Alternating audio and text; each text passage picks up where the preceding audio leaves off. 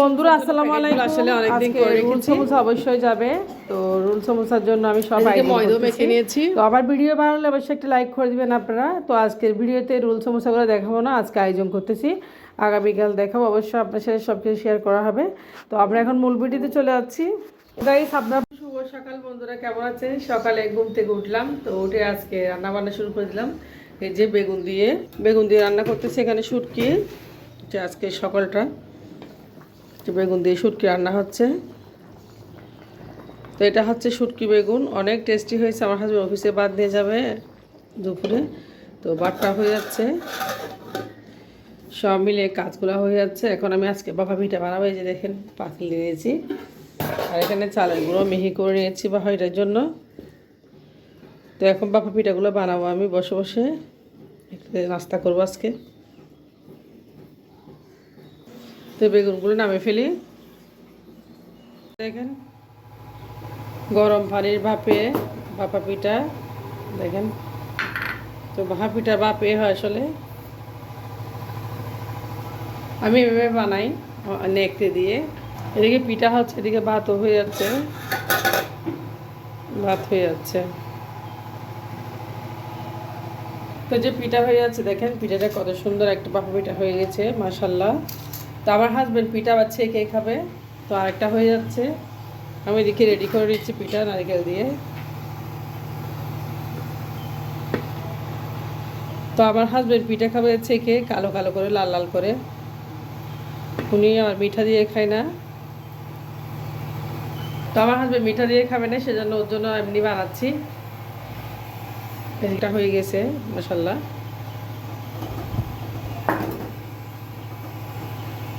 দেখেন কত সুন্দর ভাপা পিঠা হয়ে যাচ্ছে।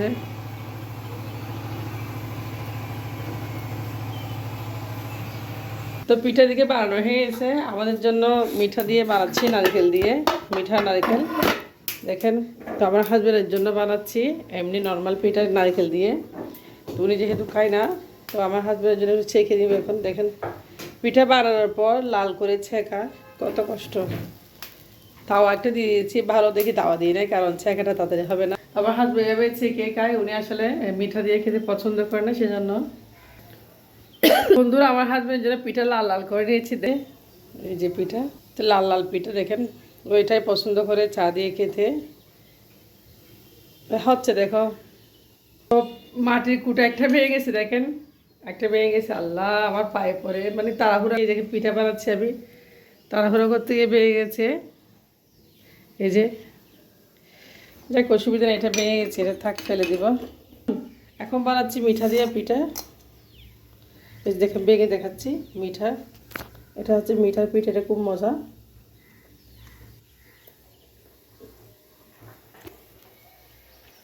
ফিরেছি আমি।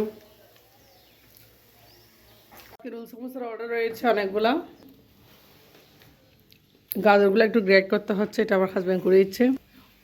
তো একটা আপা আসবে আমার খুব পরিচিত, উনি আমাকে হেল্প করবে, আমরা দুজনে রোলগুলো বানাবো। তো বন্ধুরা এই যে হাজব্যান্ডের লাঞ্চটা রেডি করে দিলাম, এই যে লাঞ্চটা এক পাশে রাখি, ওর জন্য পিঠা চেখে নিলাম দেখেন। তো এখন আমি চা দিয়ে পিঠা খাচ্ছি, দেখেন এই যে বাবা পিঠা, বিসমিল্লাহ।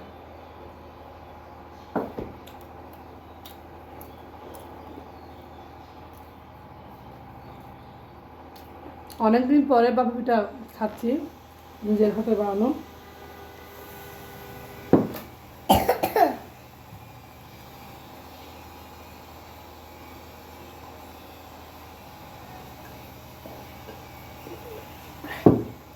আল্লাহ বাবা পিঠা দেখছেন?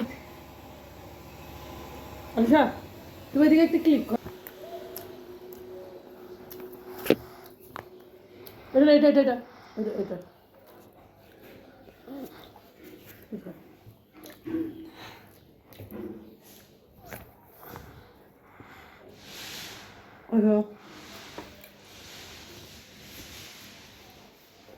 ওই ওয়াশরুমে চলো, বাবা দেরি হবে। তুমি নিয়ে যাও না। তাহলে চাগুলো গরম দিই। তো আজকে বাফা পিঠা দিয়ে চা খাচ্ছি আমরা। কি ঝুল পড়তেছে নাকি দেখো, এখানে রাখো না, বসো আস্তে আস্তে। হয়েছে, দেরি হয়েছে, হাঁটা হাঁটা হাঁটা। তো আলিশা স্কুলে যাওয়া যাচ্ছে, আজকে একটু নতুন ঘড়ি পাইছে ওর আপুর থেকে, ঘড়ি দিয়ে স্কুল চলে যাচ্ছে না মামা। তোকে আপু কয়টা করিয়েছে এখন? 2টা, একটা মেয়ে। হ্যাঁ, জন্য দেখেন গাজরও গ্রেড করা হয়ে গেছে, কারণ রুল সমস্যার জন্য কিছু গাজর মিক্স করা হয় মাংসের সাথে, পেঁয়াজের কাঁচামরিচ গাজর। তো এখন রান্না করে নাস্তা করা হয়ে গেলে সব মুছে নিয়েছি। তো এখন মেয়ে স্কুলে চলে যাব। এই যে চুলা মোছা হয়ে গেছে, চুলাটা খুব সুন্দর করে মুছে নিয়েছি রান্নার পরে চুলা মোছা আসলে খুব গুরুত্বপূর্ণ একটা কাজ, কারণ চুলাটা ভালো থাকে, পরিষ্কার থাকে। গাছে একটু পানি দিব, বেলকুনিটা একটু ঝাড় দিব। আমার ছেলে কোথাও যায় না, যদি বাতার এগুলোর পানি দেওয়া হয়, না হলে আসলে মরে যায়। মেহেন্দি গাছগুলো একদম শুকিয়ে গেছে আসলে, তো মেহেন্দি গাছ একটু বেশি পানি দিতে হবে।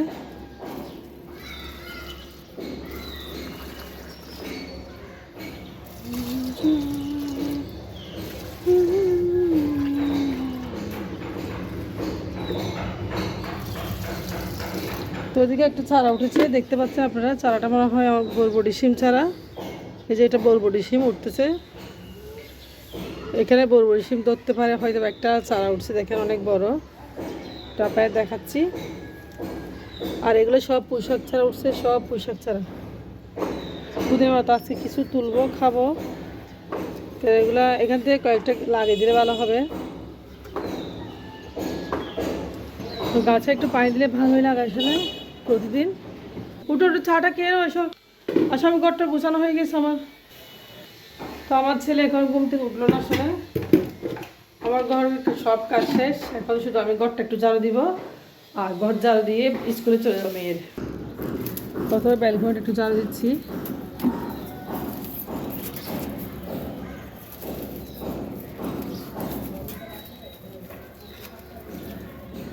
অনেক সুন্দর করে ঝাড়ু দিয়ে দিয়েছি।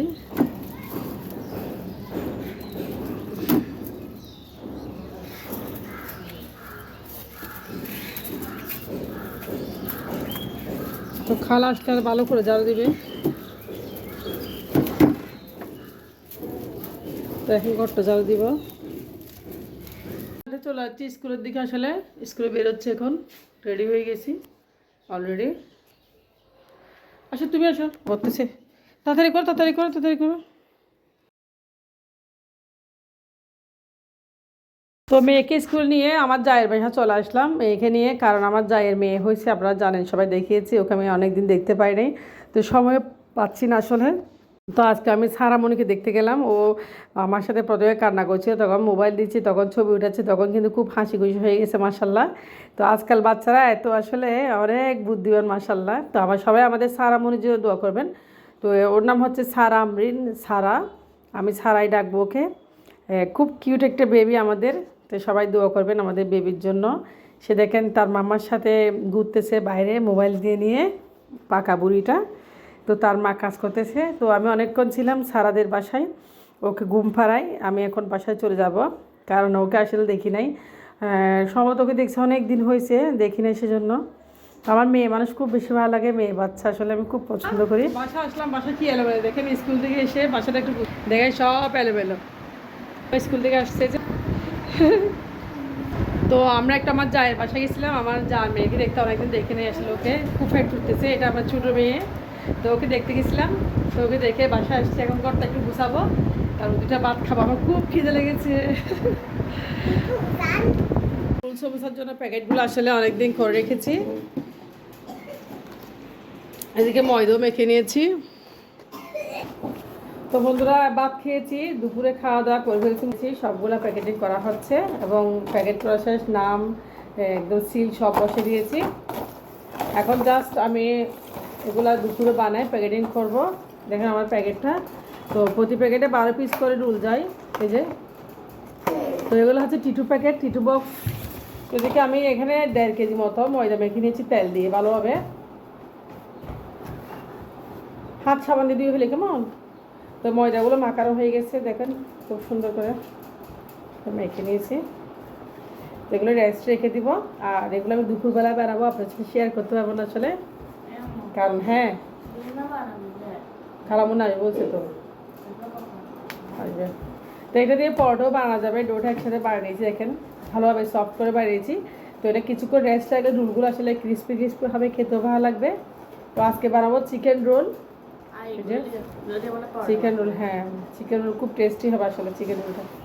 তো গাইস আপনারা ভালো থাকবেন, আমার জন্য দোয়া করবেন অবশ্যই। তো আগামীকাল আপনাদের সাথে, আসসালামু আলাইকুম।